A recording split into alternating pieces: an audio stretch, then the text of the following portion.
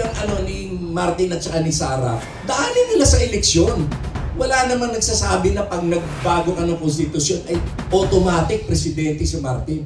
Sino bang kasi si Martin ang initiator at sila ay makasara, ayaw na nila.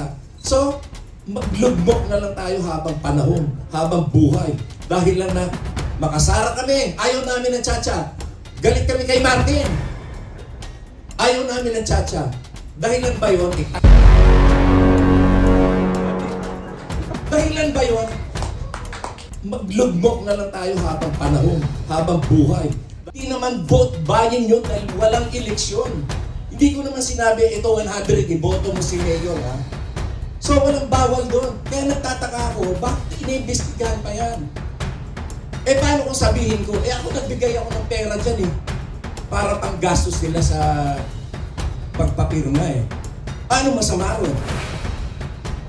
Una-una, ninakaw ba niya yung pera sa akin? Hindi. Ninakaw ko na yung pera para ibigay sa kanya? Hindi. So, anong pakialam nyo?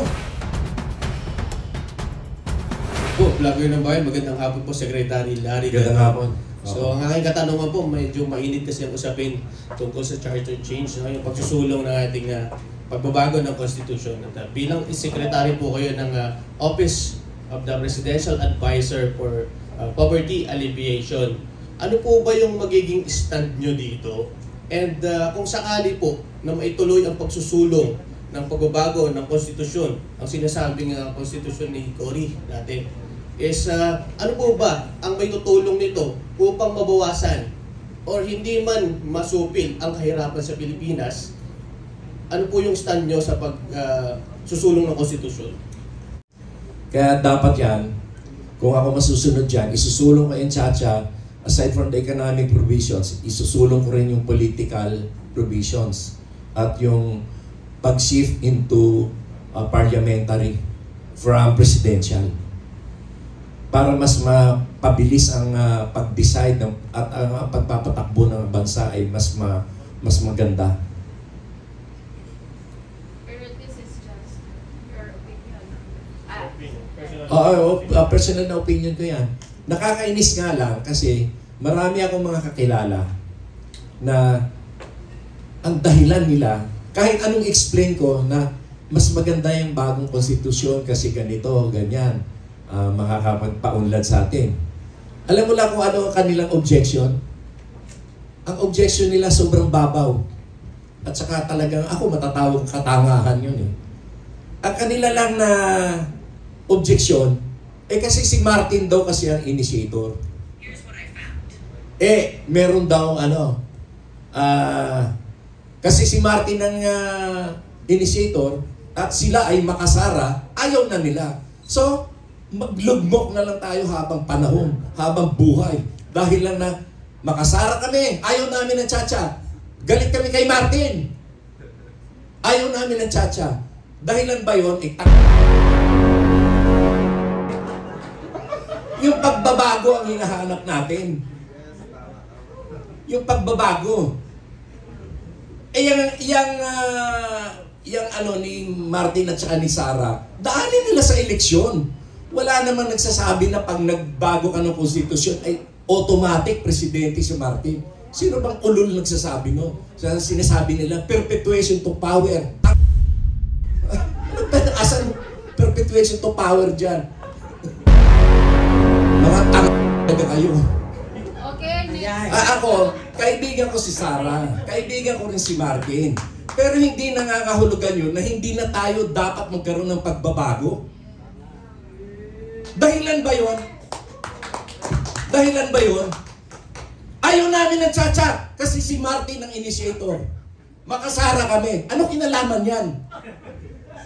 Wala ko idagdag tungkol dun sa Chacha, Ang isa sa mga ini-issue ngayon dyan sa Chacha ay dahil na kung People's Initiative daw yan, bakit daw si Speaker Martin Romualdez ay parang siya ay yung initiator? Ganito ang sagot ko dyan. As a Filipino, si Speaker Martin Romualdez may karapatan pa rin na ma-involve dyan sa People's Initiative. Kahit pa ba congressman siya, kahit pa ba Speaker of the House, meron pa rin siyang political rights. At saka yung mga ginagawa nilang investigasyon sa Senado na saan ang galing yung pera na ano? Bakit kayo nagpi-People's Initiative? Para sa akin, mali yun. Ano naman ang pakialam ko kung saan ang galing pera niya? Hanggang hindi niya ako sinasaktan, hanggat hindi niya ako pinagnanakawan, hanggat hindi niya ako minumura, wala akong pakialam kahit magpapirma ka ng 1 milyong pirma. Hindi, wala akong pakialam kung saan ang galing ang pera mo. Hindi mo naman ninakaw. Oy, bakit mo ako tatanungin? Ha? Nagpapapirma kayo kung saan ang galing ang pera nyo? Bullshit! Ano pakialam mo sa pera namin? Diba? Ninakaw mo ba yon? Namigay ka ng 100 pesos, hindi naman reward yon. Yun bilang pamasahe mo dahil na nanggagaling ka pa sa mga barangay, pupunta ka dun sa lugar na pipirmahan. Alam nga naman na hindi ka man lang bigyan kahit pamasahe. Ano ba naman yung 100 pesos? Suhol ba yon? Hindi naman suhol yun, 100. At saka, walang bawal doon. Walang bawal. Alam niyo kung bakit? Hindi naman vote buying yun dahil walang eleksyon. Hindi ko naman sinabi, ito 100, iboto mo si Mayor, ha? So, walang bawal doon. Kaya nagtataka ako, bakit iniimbestigahan pa yan? Eh, paano kung sabihin ko, ako nagbigay ako ng pera dyan, para pang gastos nila sa pagpapirma, Ano masama ron? Una-una, ninakaw ba niya yung pera sa akin? Hindi. Ninakaw ko na yung pera para ibigay sa kanya? Hindi. So, anong pakialam nyo? Kahit pa ba, bakit dati? Bakit dati? Si Presidente Duterte, nagnais na palitan yung konstitusyon. Presidente na siya noon. Don't tell me na wala siyang political rights. Political rights yun yung pagbabago Ganon din si Speaker Martin Romualdez. Kung gugustuhin man niya na magkaroon ng People's Initiative, karapatan niya bilang Pilipino, meron siyang political rights. So hindi dapat questionin yun. Na hindi kami papayag niya sa Chacha kasi si Martin ang nag-initiate. So what? Pilipino rin yun. May karapatan din yun sa pagbabago. Kung ang dahilan mo lang, hindi, makasara kami Ayaw namin kay Martin. Sige, magpakahirap kayo. Ako. Okay. Anong klase katwiran nyo? May perpetuation of power. Asan? Okay. Asan yung perpetuation? Pagka nagkaroon ba ng Chacha, automatic presidente si Martin? Hindi naman Sino ba nagsabing ganun? Diba? Pagka nag-Chacha ba, 50 years na magiging presidente yung si Martin para sabihin nila ng perpetuation. Hindi nga tayo sigurado kung mananalo siya.